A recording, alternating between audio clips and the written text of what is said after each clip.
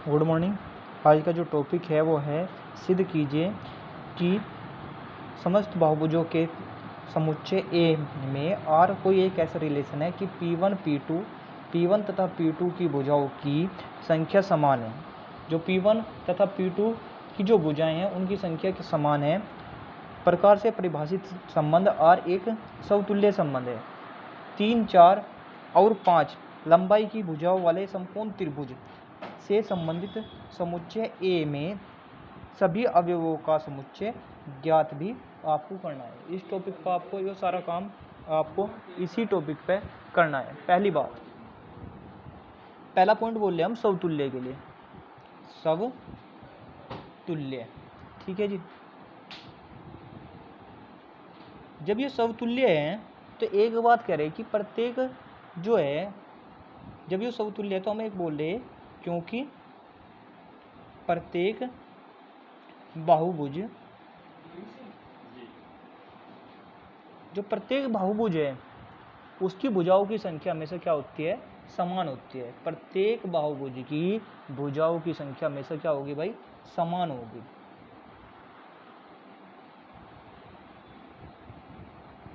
पहली बात तो ये स्पष्ट होगी। अब दूसरी बात सममित के लिए,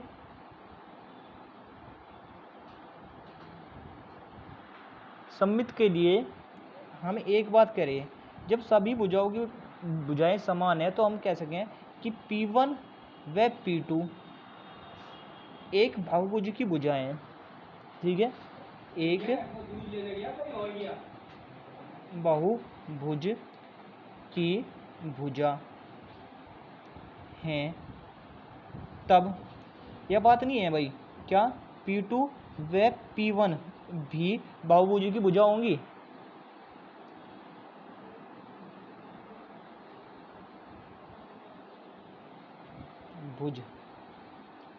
भुजा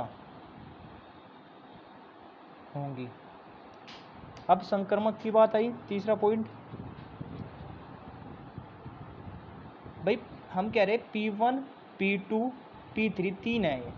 हम कह रहे P1 और P2 बहुभुज की क्या है, भुजाएं हैं। तो हम कह सकें क्या, हम कह सकें P2 व P3 भी भुजाएं हैं। तो P3 और P1 भुजाएं नहीं होंगी।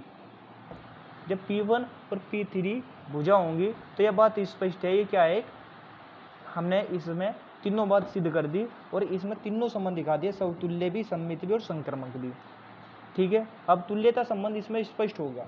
इसके बाद इसने दूसरा सवाल दिया समकोण त्रिभुज का, उस पर बात करेंगे।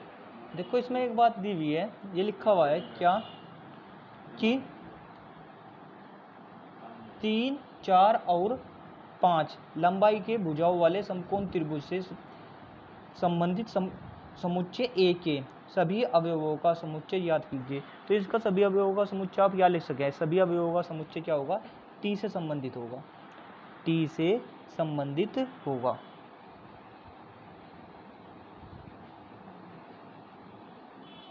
अब अगले सवाल पे बात करेंगे, ठीक है भाई। ये लिखा हुआ है, मान लीजिए कि एक्स वाई, जो आपका सवाल नंबर 14 है, इसमें लिखा हुआ है मान लीजिए एक्स वाई तल में स्थित समतल रेखाओं का समुच्चय L है, ठीक है, और L में R, L1, L2, L1 समांतर है L2 के द्वारा परिभाषित संबंध है, तो सिद्ध कीजिए यह संबंध क्या है, आपका समतुल्य संबंध है। यह बात आपको सिद्ध करनी। उसके बाद सिद्ध करना, उसके बाद जो आपको दिया वो दिया रेखा y बराबर 2x + 4 से संबंधित समस्त रेखाओं का समुच्चय ज्ञात कीजिए। इसके बाद समस्त रेखाओं का समुच्चय आपको ज्ञात भी करना है। सबसे पहली बात है, जब एक्स वाई तल कह दिया तो आप एक बात ध्यान देंगे कि आपको जेड तल में नहीं जाना, एक्स वाई तल में ही बात होगी। और एक्स वाई तल में जितनी रेखाएं होंगी उनके बारे में आपको बताया जा रहा, ठीक है। जैसे समतुल्य आ गई सबसे पहली बात,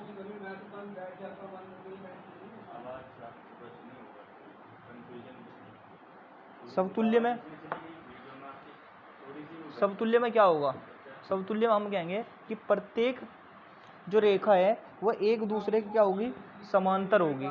जब एक प्रत्येक रेखा एक दूसरे समांतर है तो आपका क्या होगा, आपका संबंध समतुल्य होगा।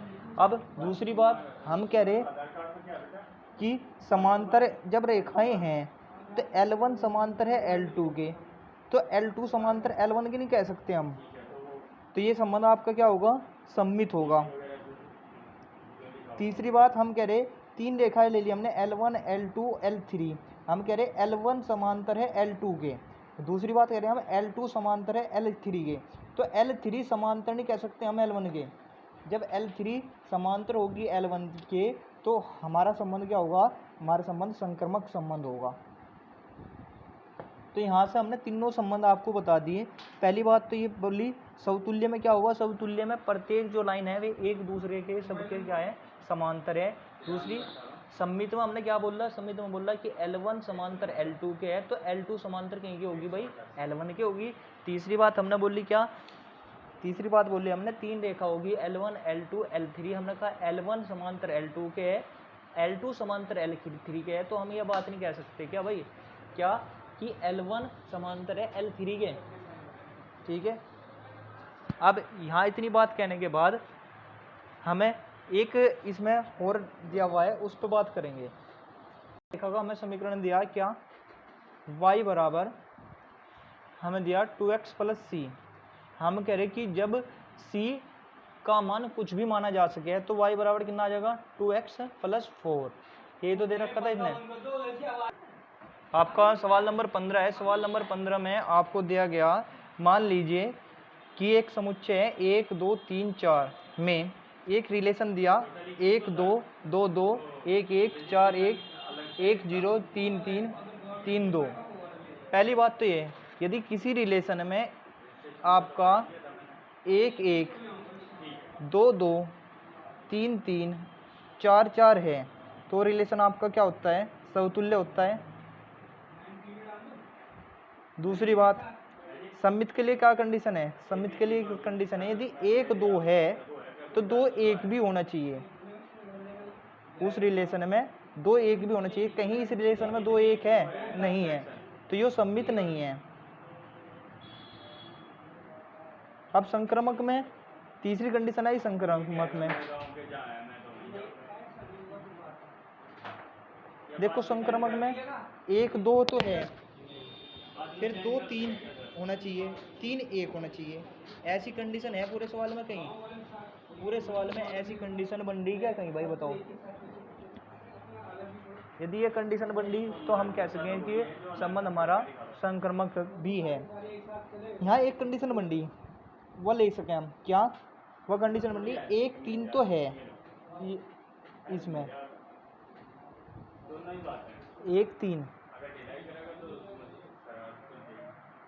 3 है इस रिलेशन में, कहीं 4 के बाद 1 3 है, यहाँ 1 3 है, 1 3 के बाद में फिर आपका 3 2 भी है, फिर 2 1 भी है, 1 2 भी है, तो ये संबंध आपका संक्रमक संबंध भी है। तो 2 हो गए संक्रमक और समतुल्य, अब ये सममित नहीं है। ठीक है, तो आप पूरी प्रश्नावली सोल्व आउट कर लेंगे। ठीक है, धन्यवाद।